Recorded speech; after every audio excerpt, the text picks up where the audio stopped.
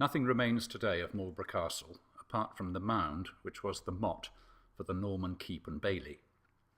But by using information from financial and other records of the 12th and 13th centuries, it is possible to piece together a picture of what that castle might have looked like. We know with reasonable certainty the position of the moat, and therefore also of the curtain wall which surrounded the bailey. There is mention of some towers and gates along that wall, and limited reference to the tower on the top of the mound, which was the castle's keep. That mound has now been proved to be of Neolithic origin, but its commanding position gave the Normans an obvious site for their castle here. The main gate with its drawbridge and portcullis was probably positioned at the northeastern edge of the bailey to give access from the small town of Marlborough growing up at the other end of today's Long High Street.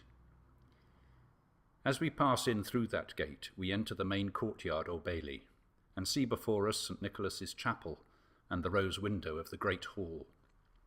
To our left, down the eastern side of the bailey, are the stables, and then in front of us the main ceremonial building of the castle, the Great Hall, with its associated kitchen and food stores.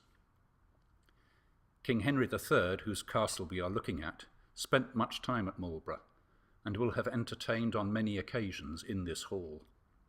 His father John had spent Christmas here in 1204, and his father, Henry II, had held an important council here in 1186, attended by the King of Scotland.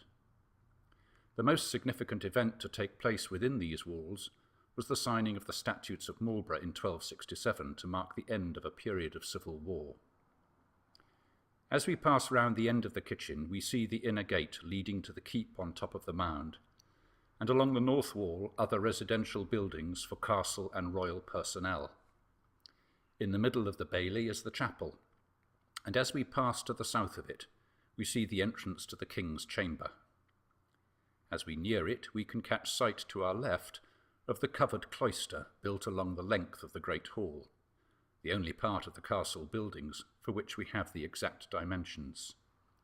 The King's Chamber was extensively developed over the 200 years of this castle's main existence, and was in all probability the oldest building on the site. St. Nicholas's Chapel was where King John married his first wife, Isabella of Gloucester, in 1189, and there was another chapel in part of the keep. Beyond the King's Chamber, and to the west of the chapel, is the Queen's Chamber. Marlborough Castle became a favourite residence of Eleanor of Provence, Henry III's wife, and in the 1240s and 1250s considerable improvements were made to this part of the accommodation, and it was to Queen Eleanor that Henry bequeathed this castle when he died in 1272.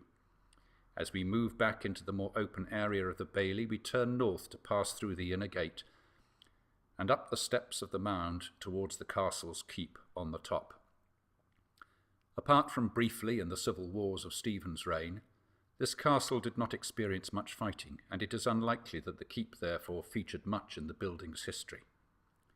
As we turn south to survey the whole site, we see before us a great castle, as it would have been in the 1260s at the height of its history in Henry III's reign.